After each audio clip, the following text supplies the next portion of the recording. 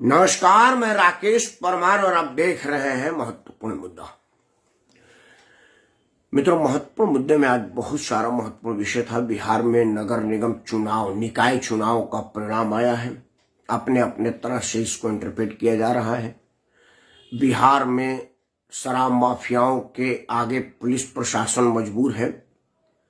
Police प्रशासन ने शराब माफियाओं पर दबिश देने जाने पर उन पर भारी पथराव हुआ है और वहां पर नीतीश कुमार के सुशासन बाबू वाली पुलिस चुपचाप मूक दर्शक मार खा रही है। ये वही पुलिस है जो मार खाने की दिखावा, नाटक या मजबूरी बता रही है। वो घर घर दारू के काम में लगी हुई है, शराब पहुंचाने के काम में लगी हुई है। मेरे बलिया के जस्ट बगल का जिला छपरा जिला, मतलब मेरा खास तौर से जो गांव है, वहां से जब पूर्व की तरफ मुंह करके पानी गिराएंगे तो छपरा में गिरेगा। तो उस छपरा जिला में करीब करीब 200 लोगों की मौत नीतीश कुमार किसके जिम्मे लगाएंगे, ये नीतीश कुमार जाने। यह विषय बहुत था। जब एनएचआरसी की टीम ने इस बात की जांच करने के लिए बिहार की धरती पर अपना कदम रखा तो बिहार के तमाम सत्ताधारी दल के लोगों ने इसे सत्ता का दुरुपयोग और जांच एजेंसियों का दुरुपयोग बताया।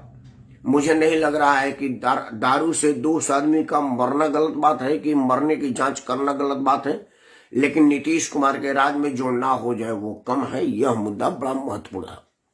लेकिन आज मैं दिन भर टीवी पर आया, शराब माफिया का बात वगैरह वगैरह, और मैं तो इस चैनल पर वही बातें कहता हूं जो किसी और चैनल पर नहीं दिखाया, बताया या समझाया जाता है।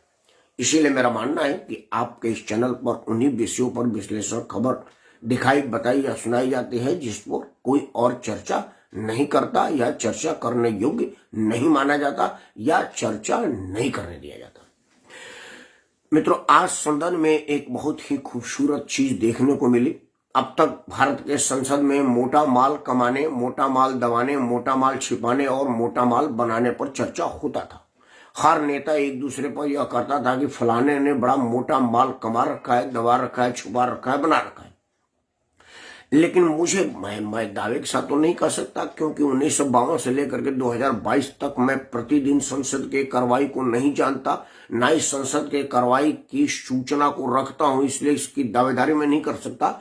लेकिन मुझे जहां तक समझ, होश और याद है कि यह पहली बार हुआ है कि कोई सदन का सम्मानित सदस्य मोटे अनाज पर संसद में चर्चा करने की बात रखी है। और भारत में अभी सौभाग्य से मिला देश दुनिया में सर्वाधिक लोक प्रेरित जननायक ने इस प्रस्ताव को सदन में रखा है और लोगों को मोटा अनाज खाने के प्रति प्रेरित किया है। प्रधानमंत्री के मोटा अनाज खाने की प्रेरणा के पहले मैं 2 बातें आपको बता, समझा और सुना देना चाहता हूं। यह मेरे खुद पर घटित घटना है। मित्रों, मैं उत्तर प्रदेश के बलिया जिले के जिस क्षेत्र का रहने वाला हूं, वहां धान नहीं होता है। हमारे यहाँ का मुख्य फसल गेहूं, चना, मक्का, दाल, अरहर, यह सब होता है। जो सक्षम और समृद्ध लोग हैं वो गेहूं बेच करके चावल ले लेते हैं और 1 बार चावल 2 बार रोटी का भोजन हमारे यहाँ चलता है। मेरे यहाँ का परंपरागत भोजन है सवेरे रोटी, दोपहर में चावल, फिर रात में रोटी। या मेरा आज दिल्ली में भी यह चल रहा है, वही परंपरा दिल्ली में भी है। दिल्ली में भी सवेरे रोटी का नाश्ता, दोपहर में चावल भोजन में और फिर रात में रोटी। उसी रोटी में कभी पराठा बना ले, कभी पूड़ी तल ले, वो एक अलग विषय है। बट होता गेहूं, चावल और गेहूं ही है। लेकिन जो लोग सक्षम नहीं है वो क्या करते हैं कि गेहूं का रोटी और मक्के का भात खाते हैं। वो उनकी जरूरी नहीं, मजबूरी है। हमारे गांव में गरीब लोगों का भोजन है मकई का भात, गेहूं का रोटी, चने का सत्तू, मकई का सत्तू, सतमेथरा अनाज की सत्तू बोलते हैं जिसको हम अंग्रेजी में मल्टी ग्रेन बोलते हैं। वो सब हमारे गांव में वो लोग खाते हैं जो समृद्ध, सक्षम और खरीदने की शख्सियत नहीं रखते, शक्ति नहीं रखते। एक वाक्य आपको बताता हूं। मेरे पूज्य पिताजी अक्सर आते जाते रहते थे। अब वो नहीं रहे, ईश्वर उनको अपने श्री चरणों में रखे होंगे, ऐसा मुझे उम्मीद है। और हम सब पर उनका आशीर्वाद बना है, बना रहेगा और बनता ही रहेगा, ऐसी उम्मीद है। लेकिन जब रहते थे तो गांव से आना जाना लगा ही रहता था। हर 2-3 महीने में आते थे। यहाँ उनका अपोलो में इलाज चलता था। दवा जैसे डॉक्टर लिख देता था बोलते थे डॉक्टर साहब 3 महीने की ले लूं। हाँ ले लीजिए, राकेश 3 महीने का लो और दिल्ली का गांव का टिकट कटाओ। तो एक बार मेरे पिताजी आए तो बच्चों ने दलिया बनाया था। तो बच्चों ने पूछा कि बाबा दूध में दलिया खाइएगा या दाल में दलिया खाइएगा?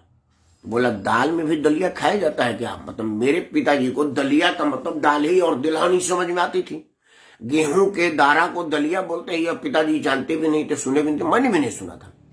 मैं भी दिल्ली में आकर के समझा, मैं भी बोला कि वो दाल दलिया कुछ दे देना जितने तरह की है। तो बोला जी दलिया भी है वो भी दे दूं मैं? बोला दे दो। तो घर में आया तो देखा कि यार ये सूजी का है दिया है। मेरी पत्नी ने बोला कि यार सूजी कुछ मोटा नहीं है। अब मतलब आपने ना समझी बताई कि हमको दलिया का समझ नहीं था कि गेहूं के दारा को दलिया बोलते हैं। मेरे पिताजी को भी यही बात थी। तो जब देखे तो बाबूजी बोले कि बच्चा लो इसे ना बाहर में मत खाना। तो मेरे बेटा ने बोला क्यों बाबा? इसलिए कि तुम्हारा ब्याह नहीं होगा। बच्चा हंसने लगा, बाबा ये दलिया में ब्याह का मतलब है? बोला भाई गरीब लोगों की भोजन है, जिनके पास चावल खरीदने का पैसा नहीं हो, गेहूं का भात खाते हैं और घर में छुपा के खाते हैं तो कोई देख ना ले, और तुम लोग इसको चौड़े में खाते हो। मेरा बेटा बोला बाबा ये बड़ा समृद्ध लोगों का भोजन है और बहुत फाइबर प्रोटीन से प्रचुर भोजन है, दलिया बोलते हैं इसको। बोला बाबू गेहूं के दलिया को दलिया बोलोगे तो अंग्रेजी में ये कोई नया हो जाएगा का? हमको ये मत देना बेटा, हमें नहीं चाहिए। फिर बेटा ने बोला तो ठीक है बाबा कॉर्न फ्लेक खा लीजिए। बोला वो क्या होता है? ले आओ। तो वो क्या हुआ कि जो कॉर्न फ्लेक दूध में डाल के दिया, बोले अबे मकई के भात को दूध में डाल देने को कॉर्न फ्लेक हो जाता है? तब बाबा बोला अच्छा हाँ कॉर्न माने मकई और फ्लेक मतलब कुछ होता। अच्छा अच्छा, कॉर्न फ्लेक अंग्रेजी में बोल देने से भाव बढ़ जाता है। ये भी हमारे यहाँ गरीब लोग खाते हैं। तो बोला बाबा आपके यहाँ सब बढ़िया चीज गरीबे लोग खाते हैं? बोला हाँ अभी लोग चावल रोटी खाते हैं, दूध दही खाते हैं, ये मकई और गेहूं का भात हमारे यहाँ लोग नहीं खाते हैं। और हमारे यहाँ तो ईश्वर की कृपा है, हमको गरीबी तो छुई भी नहीं, हम काय को खाएंगे?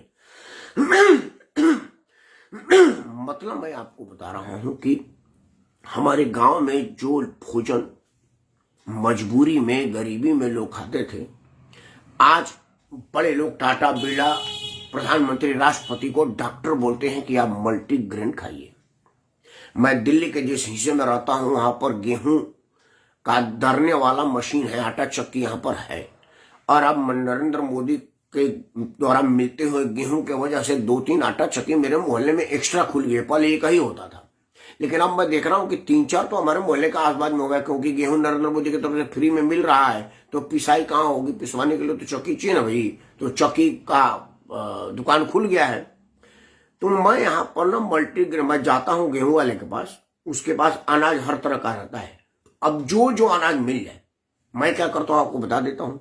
मैं कहता हूँ भाई 2 किलो अरहर डाल दे, 2 किलो चना डाल दे, 2 किलो मकई डाल दे, 2 किलो बाजरा डाल दे, 2 किलो मसूर डाल दे, 2 किलो मूंग डाल दे, 2 किलो जौ डाल दे। ये सब करते करते 2-2 किलो 2-2 किलो जितनी तरह के अनाज उसके पास होगा सब 2-2 किलो करके जितना वजन होता है उतना मैं गेहूं डलवा करके छड़वा करके उसको पिसवाता हूं और वही भोजन करता हूं। मल्टीग्रेन बोलते हैं इसको। गांव में गरीब लोग चूंकि अलग अलग तरह के अनाज मांग के ले आते थे और एक ही जगह इकट्ठा करते थे, और कहां तक छाटेंगे वो उसको एक ही में पिसवा देते थे। वह उनकी गरीबी होती थी। आज वो फैशन है। तो समझिए कि हमारे गांव का विज्ञान कितना मजबूत था, हमारे पूर्वजों का भोजन कितना शानदार था, जिसको आज पार्लियामेंट में भारत के प्रधानमंत्री कह रहे हैं, उसको इंडोर्स कर रहे हैं कि आप मल्टीग्रेन खाइए, आप मोटा अनाज खाइए और अपना स्वास्थ्य बनाइए। मित्रों, ये गैस की बीमारी, पेट की बीमारी तब से आई है जब से गेहूं हमारे देश में आया है। असल में गेहूं भारतीय भोजन नहीं है, यह अमेरिका का भोजन है। हमारे देश में जब अकाल पड़ा था और हमारे पास अन्न भंडार की कमी थी और अनाज के लिए हमको बाहर डिपेंड होना पड़ा, तो अमेरिका से एक सुअर का खाने वाला भोजन आया जिसको हम लोग गेहूं के रूप में जाने। और गेहूं हमारे यहाँ बोया जाने लगा, तब से रोटी आई। और रोटी जब से तवा पर पकने लगा तब से लोगों में गैस की बीमारी, पेट की बीमारी और लीवर की बीमारी बढ़ने लगी। जिस दिन मोटा अनाज हमने छोड़ा, हमारे शरीर में बीमारियों ने घर करना शुरू कर दिया। मोटा अनाज की खूबी और 2-3 आपको बता देता हूं। गांव में कहा जाता है कि बबुआ आपका बड़ा स्वस्थ है, क्या कर रहे हैं? बोला क्या करें, बार्ली देते हैं। अब मैं आपको यही फर्क समझा रहा हूं कि अंग्रेजी में बोल देने से वो महंगा हो जाता है और हिंदी में बोल देने से गरीब का भोजन हो जाता है। बार्ली जौ को बोलते हैं। 10 ग्राम 20 ग्राम बार्ली की एक शीशी आती है, हमारे बच्चों को भी दिया गया था। उसमें एक ढक्कन दूध में मिला करके पिलाने से लड़के की मां खुश होती थी कि मेरा बेटा बार्ली पी रहा है, स्वस्थ होगा। और हमारे घर में टिबिल थे जो हमारे हल चलाते थे, 2 किलो जौ का सातू एक बार में खा लेते थे और 1 बाल्टी पानी पी लेते थे और दिन भर हल चलाते थे। अब सोचिए कि टिबिल की शक्ति कितनी होगी जब 10 ग्राम बार्ली में 1 महीना मेरा बेटा खाता है तो स्वस्थ रहता है, और 2 किलो बार्ली 1 दिन में टिबिल खाते थे तो क्या हाल होता। हम लोग घर में अपने लिए गेहूं का रोटी बनाते थे और उन लोगों के लिए जौ मकाई जो मिश्री अनाज हम दे देते। हम उसको इसलिए देते थे कि हमारी अज्ञानता थी, हम उसको खा नहीं सकते थे क्योंकि हमारे पास खाने भर की समृद्धि थी, उनके पास नहीं थी, तो हम उनको मजबूरी में हम देते थे, हमारे लिए वो जरूरी नहीं था। लेकिन आज विज्ञान ने हमको बताया है कि हमको मल्टीग्रेन खाना चाहिए, मतलब मिक्स अनाज को अंग्रेजी में बोल देने से वो आधुनिकता हो गया। हम लोग अपने मित्रता में बैठते हैं तो हमारे दोस्त मित्र जो बड़े बड़े लोग IAS PCS या धनी मनी लोग, वो कहते हैं कि राकेश हाँ today morning I take a multigrain. अच्छा, अंग्रेजी में बोलते थे। हमारे गांव में बोल दिया जाएगा कि सतमेहरा अनाज का सातू खा के आएंगे तो उस गांव में ब्याह नहीं होगा, बोले तो बड़ा गरीब लोग हैं यार, सतमेहरा अनाज खाते हैं। इन्हीं सब चीजों से हमको निकलना है और अपनी परंपरा के हिसाब से अपने आप को ढालना है। आप निरोग रहेंगे, फिर देश के प्रधानमंत्री को आपसे अनुरोध करने की जरूरत नहीं पड़ेगी कि आप मोटा अनाज खाइए। मोटा अनाज का मतलब होता है मक्का, ज्वार, बाजरा, दाल दलिया, ये सब मोटा अनाज होता है। और पीसा अनाज होता है गेहूं। गेहूं से जितनी दूरी बना कर रखेंगे, स्वस्थ आपका उतना बढ़िया और शानदार रहेगा। 2-3 चीजें इसके साथ जो प्रधानमंत्री ने कहा वो कहा, मैं अपने तरफ से 2-4 चीजें आपको जोड़ देता हूं। मित्रों, मुझे मालूम नहीं है कि हमारे दर्शकों में से कितने लोग ऐसा है जो गुड़ की पड़े खाए हैं। मेरे ख्याल से जो 50-60 साल के ऊपर का लोग होगा उसी को पता होगा कि गुड़ का पड़े होता क्या है।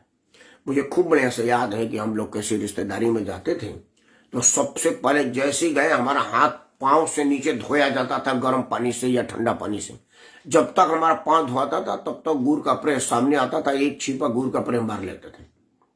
अब आप मान लीजिए कि मैं ननिहाल गया हूं, हमारे गांव से 20 किलोमीटर दूर है, तब दिन भर लग जाता था जाने का संसाधन। अब दिन भर गए, भूख लगी हुई है, जाते गुड़ का प्रेस मिल गया, मतलब पेट भर गया। अब मैं ननिहाल जाता हूं तो जाते चाय मिलती है। एक तो दिन भर भूखे हैं, ऊपर से रोज चाय मिली, आपका गैस बढ़ाया और तबीयत खराब किया, BP शुगर सारा का बीमारी बढ़ाया। लेकिन अगर गुड़ का परे मिलेगा तो उसको कहा जाएगा कि बड़ा साधारण आदमी है यार, मोटा आदमी है, अनपढ़ आदमी है, आधुनिक आदमी नहीं है। हमारे आधुनिकता के चक्कर में हमने क्या खोया और क्या पाया, 2 मिनट इस पर आपसे चर्चा करूंगा और हाथ जोड़ के प्रार्थना करूंगा कि आप अपने में भी इसको स्वीकार करिए। टीवी में विज्ञापन आ रहा है कुछ मीठा हो जाए, मतलब हम चॉकलेट खाते हैं और चॉकलेट में बीमारी है, उससे कोलेस्ट्रॉल बढ़ाते हैं, फिर कोलेस्ट्रॉल का इलाज करने के लिए डॉक्टर के यहाँ जाते हैं। और हमारे मतलब आज से 50 साल पहले मीठा का मतलब मीठा होता था गुड़। आप गुड़ खाइए, आपका तबीयत ठीक रहेगा, गैस दूर रहेगी, शरीर में रक्त संचार बढ़िया रहेगा, दिमाग मस्तिष्क फ्रेश रहेगा और जो पॉल्यूशन आप आने में लिए हैं वो दूर होगा। दिल्ली में डॉक्टर कहते हैं कि कम से कम शाम को छोटा सा ही गुड़ का एक टुकड़ा खाइए, जो पॉल्यूशन आप ले रहे हैं वो कट जाएगा। हमारे गांव के लोग पहले मीठा का मतलब गुड़े समझते थे, आज मीठा का मतलब चॉकलेट हो गया। हम गांव में जाते थे शादी उदी में, आप सबको याद होगा घर में शादी उदी होती है तो हलवाई आता है, टिकरी, पेड़ा, गुलाब जामुन, गाजा बाजा, लड्डू, ये सब बनता है। घर का बना सामान होता था, अपने बेसन के लड्डू बनता था, अपने घर का अनाज बनता था। आज आधुनिकता के चक्कर में हमने उसको छोड़ करके बाहर का सामान खरीदना शुरू कर दिया, जो सीधा सीधा बीमारी और कई तरह के मिलावट से भरा पड़ा है। हमने अपना पेड़ा छोड़ दिया और शहर का बिस्कुट लेना शुरू कर दिया। हमने अपना दूध लस्सी छोड़ दिया और बाहर का पेप्सी कोला लेना शुरू कर दिया।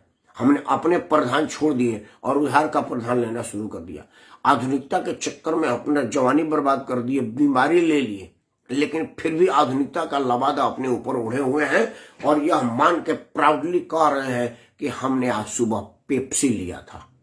दिखाने के लिए खाने में पेप्सी लेते हैं। छाछ हमने छोड़ दिया क्योंकि छाछ हमको पिछड़पन का निशानी थी, जबकि छाछ हमारे शरीर में फायदा करता था। आज हर जगह जो लोग अब आधुनिक और पढ़े लिखे समझदार हो गए हैं वो छाछ पी रहे हैं। एक उदाहरण आपको देता हूं। दिल्ली में योगानंद शास्त्री विधानसभा के अध्यक्ष थे। हम उनसे मिलने के लिए गए। वो हमारे बढ़िया जानने वाले थे। एक बार कहे थे कि विधानसभा करवाई, आइए ना एक दिन देखने के लिए। आई तो बहुत बात कहे थे। मैं लेबर कमिश्नर ऑफिस गया था, हुआ चलो यार शास्त्री जी बार बार कहते एक बार चली चलते हैं।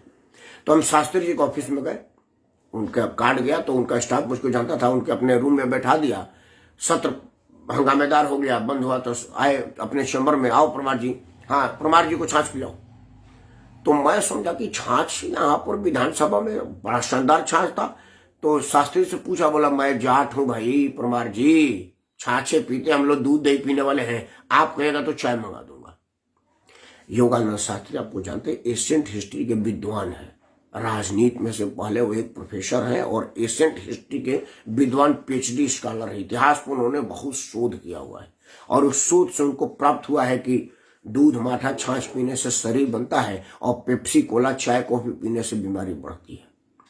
भारत के प्रधानमंत्री ने आज कहा है, मैं समझता हूं कि हमारे माननीय प्रधानमंत्री दुनिया के सबसे बड़े कम्युनिकेटर हैं और उनको संवाद अदायगी और दूसरों के दिमाग में अपनी बात रखने में महारत हासिल है। तो अपने माननीय प्रधानमंत्री की बात को मानिए और अपने भारतीय परंपरागत भोजन को अपनाइए, भारतीय परंपरागत रहन सहन को अपनाइए और अपने से रोग को भगाइए। निरोग रहिए, स्वस्थ रहिए, समाज में मिलकर रहिए और अपना परंपरागत भोजन, पहनावा, वेशभूषा और भाषा अपनाइए। तभी जाकर के आपका पहचान अमिट रहेगा, आपका छाप अमिट होगा और आपका शरीर तंदुरुस्त और बलवस्त होगा।